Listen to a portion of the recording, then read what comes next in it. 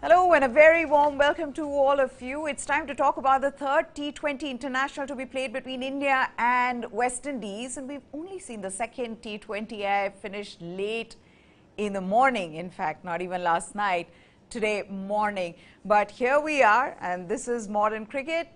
This is the modern timetable for cricket these days, that we are now going to be seeing the third T20I being played between the two teams. The T20I has been delayed. It will start at 9:30 p.m. India time. Both teams have agreed that they needed some rest and recovery time after the match from last night, and have decided to start the game 9:30 p.m.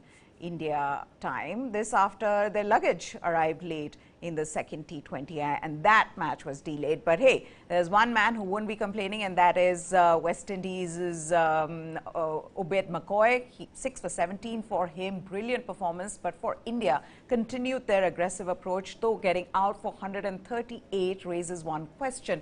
Is this approach too risky for this Indian team? These are one of those moments, Nikhil, and they will have more moments in the near future where they will get out in this manner, given this approach is a risky approach. 138 though all out begs the question, do you have a target like 150 in mind? That's the least that one needs to get to, because 138 for any team would be easy to chase down. Absolutely. I think when Rohit Sharma adopted this approach in the New Zealand series in November 2021, they knew that there will be certain number of matches in which there will be a collapse, in which the top order, low order, they will fail, and India will not reach even a par score. And they did not reach a par score yesterday. Even on a wicket like Bassitter's, the average first inning score was 141, 142. So India were, little below even the par score yesterday. So, but they know the risk involved, with that template they are following in the power play. The analysis they need to do is, since November till now, it's been 8 months, I think India have won more matches following this aggressive template than they have lost. And also, in order to compete, we've said this number of times before, in order to compete with top teams now like England, actually which is going down now, a separate debate altogether, but England, South Africa, even Australia at home, India will need to have, follow this positive approach in the power play and make use of the fielding restrictions. Otherwise, we will never reach scores of 190, 200 plus, which may be the order of the day. Therefore, these days will happen. True. The only thing is we need to sort of hope and pray these days like yesterday don't happen in the big matches, not against Pakistan in the semi-finals, finals, because then it is a problem. Yeah, that is going to be a problem, because 138 all out, they couldn't, they couldn't bat 20 overs. They were all out in the 19th over. But then the other question is that when you get off to that start, which they did, they were 56 for 3 after the 6 overs in which they'd already hit 5 sixes, 1 4. Rohit Sharma got out the first ball of the match, but everybody who came in with that positive intent. We have to go out and hit big shots. Now the question is, Nikhil, that once you're 4 or 5 wickets down, where your top order's gone, your in-form batsmen have gone, then it's for the others to build up on that. And yesterday India failed in that. Ravindra Jadeja, Hardik Pandya, they got a partnership going, 43 runs from there, but India just kept losing steam, momentum, whatever you might call it. And then right towards the end, they were struggling. And that's why my question is that, okay, you may get a good start, but in a situation like this, where your lower order, middle order is not being able to score runs, then you are in for trouble. You are in for trouble, but yesterday 56 for 3 in 6 overs is not a disaster. Yes, you lost a wicket too many. 56 for 2 would have been, let's say, at max ideal. But, Hardik and Jadeja did resurrect the innings, and they had taken it, India lost the match in the last few overs, in the death overs, where they could not score and they lost wickets. Yes. So, actually, I think it's a one-off match, and we should not sort of, pay attention too much to it. This will happen. You can, even with the best, even if you put 7 Vivian Richards in any team, they cannot win you all matches. So, India has a talented team. The approach they are following is bringing dividends. India has won, as we know, they are the champion of bilateral series since November 2021. So we should not look too much into this. This will happen if you follow a high risk approach, but that high risk approach is probably the only way for this Indian team to win the World T20. So but you'd rather be like this than be too overcautious that they were Correct. in the T20 World Cup last year. But also let's talk about Obed McCoy. How well did he bowl? First, right up front in the power plays, got two crucial wickets of Rohit Sharma and Suryakumar Yadav, and then came in the death overs and 4 wickets there. Just shook the Indian batting, and we're going to put those numbers up on the screen for you, Nikhil. But this will lead to 2 questions. One being that some of it also had to do with India's approach, but he was bowling well. The second being India's problem against left-arm pacers. In this case, I know positive intent and all of that, but they've had this problem. We saw that even in the World Cup against Shaheen Shafri, against Trent Bolt. Yes. This is a problem for the Indian team. It is a problem. First, going back to Obed McCoy, he bowled well. His dismissals of Rohit Sharma, extra bounce. The wicket was offering extra bounce. So he also, when he came back at that, how he got Ravindra Jadeja out. So he was mixing his fuller deliveries with back of length deliveries, changing his pace. So, and India, you're right, India has a problem against left arm seamers. It is not as exaggerated as some people are making out to be, but there is a definite problem. Overall, India's batting average against left arm pacers in the last 3 or 4 years is actually amongst the best in the world. But the problem has been, it's actually a very peculiar problem.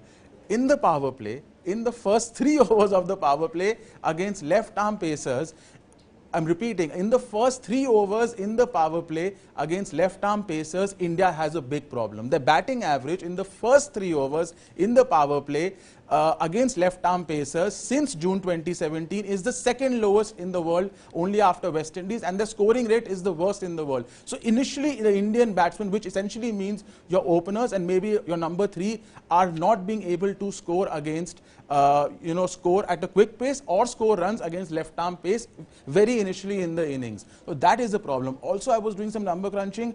Since 1st January 2020, in 2020 internationals only, Rohit Sharma, Shikhar Dhawan, KL Rahul, Ishan Kishan, Shreyas Iyer, and I think one more batsman, although those numbers are there. All of them have a strike rate. Kohli also has a strike rate of less than 128 versus left-arm pace since 2020. Now, this is a problem. Their numbers against right-arm pace are much higher, the scoring rate. So, this scoring rate is a problem when these are your main batsmen. These batsmen, most of them are guaranteed to play in the 11. So, therefore, India, they need to be careful. Also, there's a problem with the big matches. In some of the big matches, like you also mentioned, Mohammad Amir, Champions Trophy, Trent Bolt, World Cup semi-final, Reece Topley recently in the England series, now McCoy. Now, India just hopes and pray that this does not happen, in a big match against Pakistan or a crucial quarter-final, semi-final, because then there is a problem. So, India, it's a basic thing. You need to sort of work out the angles against the left-armers, which is the main thing. I'm sure Rahul, Dravid and Rohit will work on it. Yeah. Correct. Okay, but now what about Suryakumar Yadav opening the innings for India along with Rohit Sharma? That's a question that we've been asking from the start of this series. Right after we saw the first T20I, we said, what is the point of this? Your 7th opener in T20 internationals this year. What are you trying to achieve? Are you really seeing Suryakumar Yadav as your opener with Rohit Sharma? That's a question they need to answer. Why I'm asking this is that if you're seeing him, if there is a role out there for him, I would understand you wanting to even try him out. But if you don't see him as your backup opener and you're just trying things, then I don't know if that works, because you tried that with Rishabh Pant. You didn't give him enough opportunities, 2 matches, and then you told him, okay, now come back at number 4, where he struggled. I don't know what's going on. Yeah, no, I am certainly not happy with what is happening. I disagree with this policy. I'll tell you what is happening. This is my understanding. They want to accommodate Rishabh Pant. For some reason, Rishabh Pant doesn't want to open, or Rohit Sharma doesn't want to open with Rishabh Pant. And they are sacrificing Suryakumar Yadav, who's done brilliantly at number 4. He's your best batsman, amongst the best middle order batsmen in the world in 2020 nationals, by pushing him up the order in a position which he's not accustomed to, because they want Rishabh Pant at number 4, because Rishabh Pant is batting at 4 in ODIs also. So, just to accommodate Rishabh Pant, all this is happening. See, it's a series against West Indies, it doesn't count for much, but don't break Suryakumar Yadav's momentum, because if he gets 5 single-digit scores or whatever, he doesn't succeed at all in this 5-match series. And he doesn't want to approach the Asia Cup not in form. So India needs to be careful with this experimentation and of trying to accommodate Rishabh Pant at any cost. If he has to play, I'm repeating, he has to open. Otherwise, Rishabh Pant does not fit into the 11.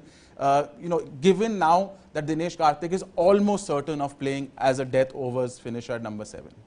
I agree with you.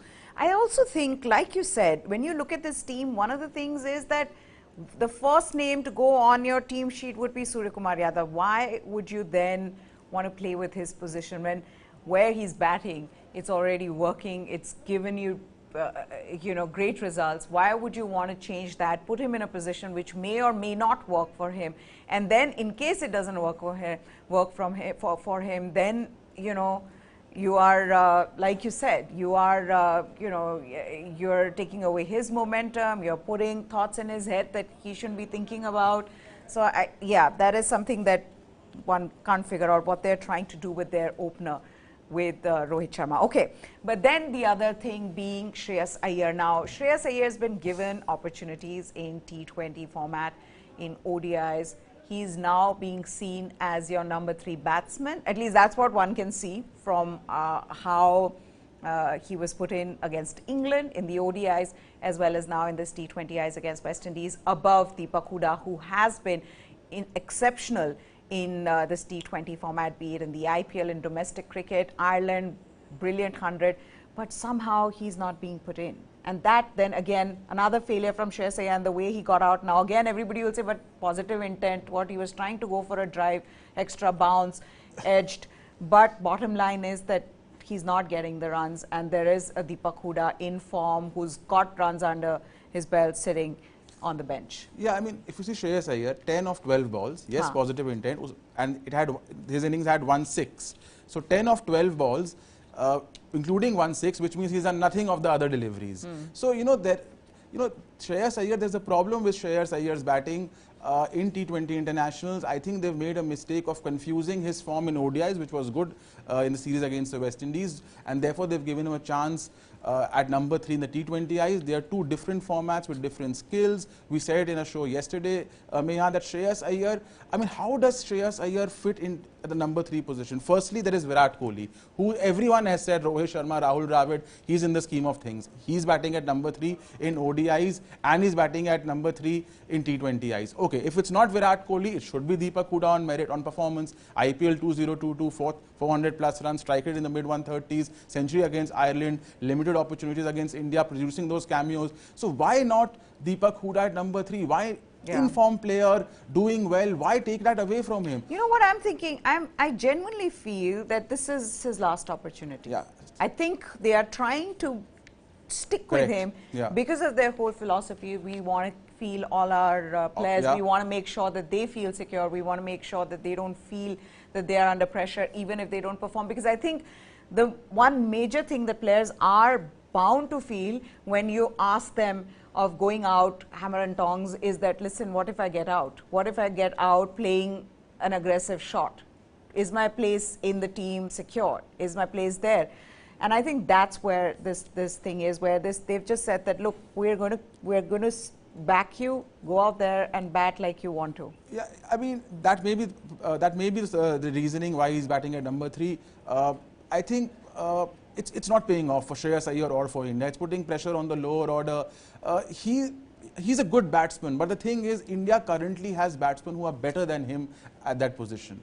In T20, in T20 internationals, and therefore, Shreyas Iyer doesn't fit into the scheme of things. You are right. I think this is his last chance. They're hoping he does well in one of these matches, produces an absolutely brilliant innings. Then he might be seen as a reserve number 3, because Virat Kohli is your number 3 from all indications everyone has got. So they also are looking at a reserve number 3, but I think that also has to be Deepak Hooda. I mean, there is no way even Shreyas Iyer can be your first choice, your first replacement as number 3 after Virat Kohli, at least on merit. The other thing that everybody who watched the match or watched the highlights, because the match went on late into the night, is that last over being given to Avesh Khan. Now, there was obviously this question in the press conference to Rohit Sharma as to why that happened, given that Bhuvneshwar Kumar, who's been bowling so well, has got the experience. Why would you not give the last over to Bhuvneshwar Kumar? Of course, this was also because Avesh Khan bowled a no ball and then got hit for a 6 and a 4 with West Indies. And, you know, West Indies, of course, took it deep into the last over and then won the game.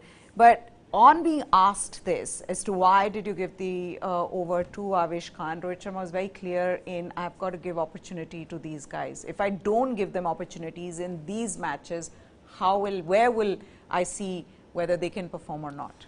It's a fair comment, because this is the last series, I think, before the World T20 where India is experimenting. I don't think they will experiment as much in the Asia Cup, even against the weaker teams. So, you know, because, you know, Avesh Khan actually, if you see his economy rate in the death overs, it is very poor. I think it's above 10 runs per over. Actually, it's amongst the worst, you know, at least for an Indian bowler. So, you know, Avesh Khan is not a death overs bowler.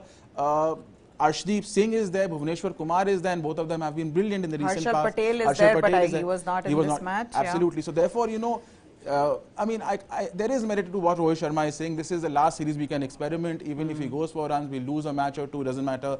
But I don't see Avesh Khan in the scheme of things, at least in the first 11, come the Asia Cup or the World T20. Now, why this happened was because West Indies were cruising at one point. I mean, they started off really well. Brandon King was batting beautifully.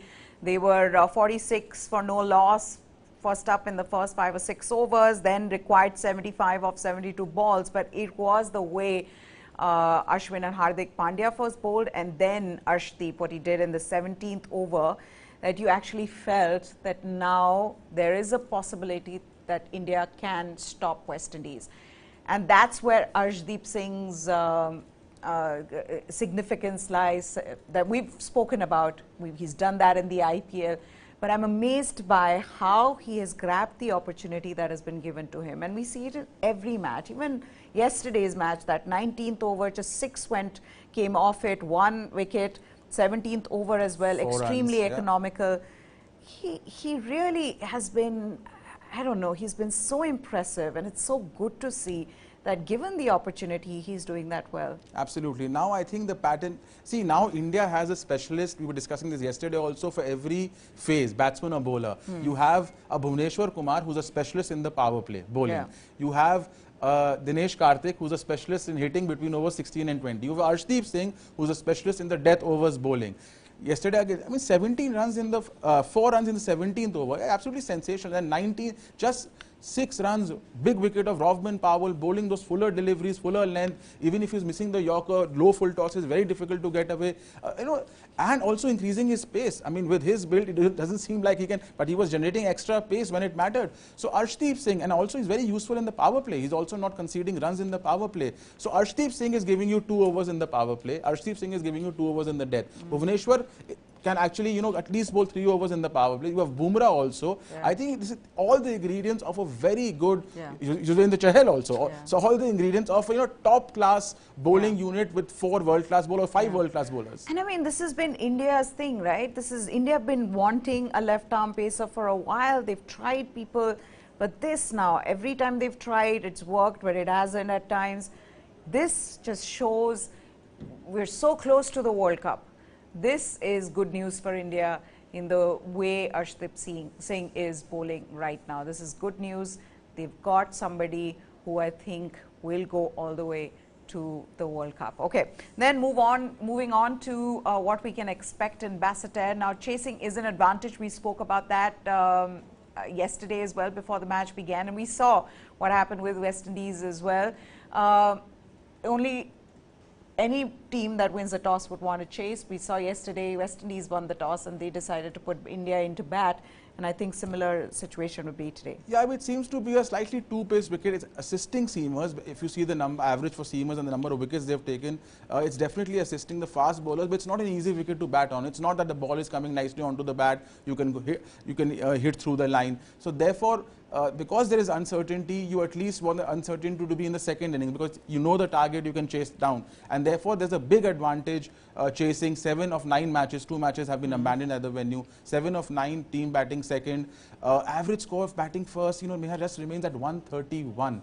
So, including India's performance yesterday, of course. So that's a, it's actually it's a low scoring venue. It's not a great wicket. I mean, a lot of people were saying, a lot of analysts, a lot more bounce as well in the first innings. Lot more bounce, 2 pace. So it's not an easy wicket to bat on.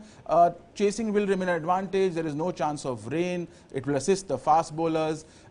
Let's see who India plays. I'm not sure Avesh Khan might play today. Let's see who India plays in place of Avesh Khan. Maybe they'll get Harshal Patel back into this match. But that's it then for all of you who are wondering why the delay. The match has been delayed and now it'll start at 9:30 p.m. India time, toss at 9 p.m. This because of the delay in the second T20I last night, which started late because luggage didn't arrive on time. Crazy scenes in St. Kitts. Kitts not arriving in St. Kitts, but yeah, that's the reason. So now today's match will be played at 9:30 p.m. That's it then from Nikhil and me. News 9 Sports is what you need to subscribe to. Hit that bell notification button so that every time we go live, you can watch us at 6 p.m. We'll also be back with all the latest from the Commonwealth Games in Birmingham.